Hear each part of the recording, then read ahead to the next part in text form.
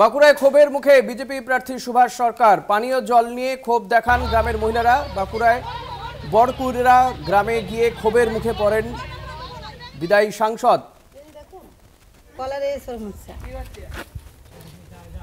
জল পড়েন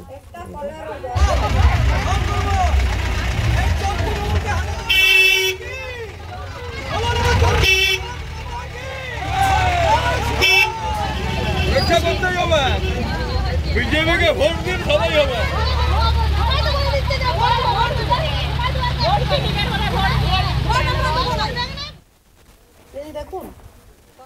স্বরূপ গঙ্গোপাধ্যায় রয়েছেন। স্বরূপ, যে ছবি আমরা দেখাচ্ছি দর্শকদেরকে, বাঁকুড়াতে সেখানে প্রচারে বেরিয়েছিলেন সুভাষ সরকার। তাকে মহিলারা কিছু দাবি জানাচ্ছেন, কিন্তু সুভাষ সরকার খুব একটা পাত্তা দিলেন না। দেখো, এসি বাঁকুড়ার 1 নম্বর ব্লকের বড়কুড়া গ্রাম, এবং সেই বড়কুড়া গ্রামে বিজেপির যিনি প্রার্থী হয়েছেন বাঁকুড়া লোকসভা কেন্দ্রের সুভাষ সরকার, তিনি প্রচারে গিয়েছিলেন।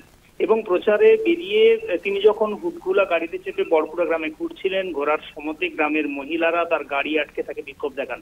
এবং গ্রামের মহিলারা মূলত যে দাবি নিয়ে বিক্ষোভ দেখান বা ক্ষোভ দেখান বা ক্ষোভ প্রকাশ করেন, তাদের মুখ থেকে যেটা বলতে শোনা গেল, আগে জল দিন, তারপর ভোট নিন। অর্থাৎ জল আছে, কল আছে, জল নেই। মানুষ দীর্ঘদিন ধরে জলের পরিষেবা পাচ্ছেন না, পানীয় জল পাচ্ছেন না।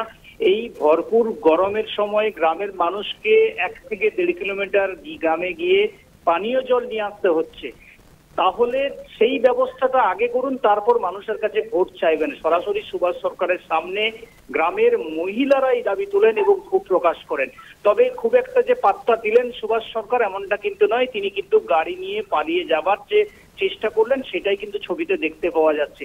যদিও সুভাষ সরকার দাবি করেছেন কেন্দ্র সরকার এ রাজ্যের সরকারকে পানীয় জলের প্রকল্পের জন্য কোটি কোটি টাকা পাঠিয়েছেন, পানীয় জল বাড়ি বাড়িতে পৌঁছে দেওয়ার জন্য কোটি কোটি টাকা পাঠিয়েছেন। অথচ এই রাজ্যের সরকার কেন এখনো পর্যন্ত মানুষের কাছে পানীয় জল বা মানুষের দরজায় পানীয় জল বা মানুষের বাড়িতে পানীয় জল পৌঁছতে পারলেন? অর্থাৎ রাজ্য সরকারের দিকেই অভিযোগের আঙুল তুলেছেন সুভাষ সরকার।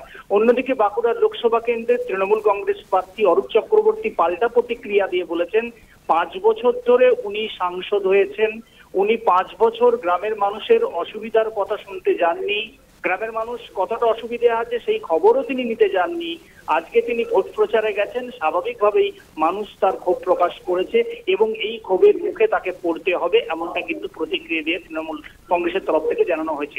অর্থাৎ একদিকে যখন গ্রামের মানুষ পানীয় জলের সমস্যায় ভুগছেন, এই ভরপুর গরমে জলে কষ্টে ভুগছেন, অন্যদিকে কিন্তু এই পানীয় জলের নলবাহিত পানীয় জলের সমস্যাকে নিয়ে শাসক এবং বিরোধীর মধ্যে রাজনৈতিক তরজা শুরু হয়েছে। স্বরূপ, সুভাষ সরকার তার কি কোনো বক্তব্য পাওয়া গিয়েছে যে তিনি এ নিয়ে কি বলছেন? এই পুরোটাই কি রাজ্য সরকারের ঘাড়ে ঠেলে দিয়েছেন তিনি এর দায়? একেবারে দেখুন, সুভাষ সরকার তিনি গ্রামের মানুষ ক্ষোভ দেখাচ্ছেন, সুভাষ সরকার তার প্রতিক্রিয়াতে তিনি বলছেন এ রাজ্যের সরকার এটা করেনি বা এ রাজ্যের সরকারের তার রূপায়ণ ঠিকঠাক করেনি, যে কারণের জন্য গ্রামের মানুষ জল পেল না।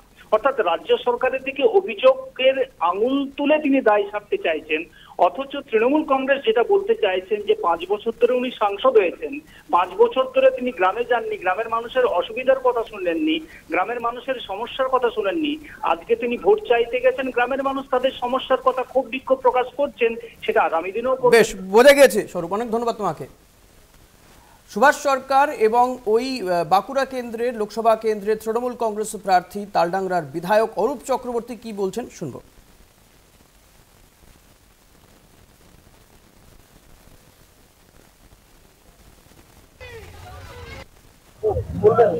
দেখুন, প্রধানমন্ত্রী নরেন্দ্র মোদী সারা দেশের সমস্ত মানুষ যাতে বিশুদ্ধ পানীয় জল পায় সেই জন্য জল মন্ত্রক একটা আলাদা করেছেন।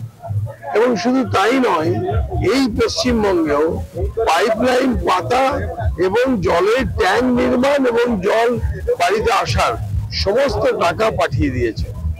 অথচ এই যে গ্রামটা ঘুরে এলাম, সেখানে পাইপলাইন পাতা হয়েছে মানে 1 বছরের ওপর, কিন্তু জল আসার নাম নেই। এটা তো রাজ্য সরকার, যার এটাকে ইমপ্লিমেন্ট করার দায়িত্ব, সে এত গন্ডগোল করছে যার ফলে মানুষের এই ভোগান্তি। এই রাজ্য সরকারের কারণে মানুষ জল পাচ্ছে না।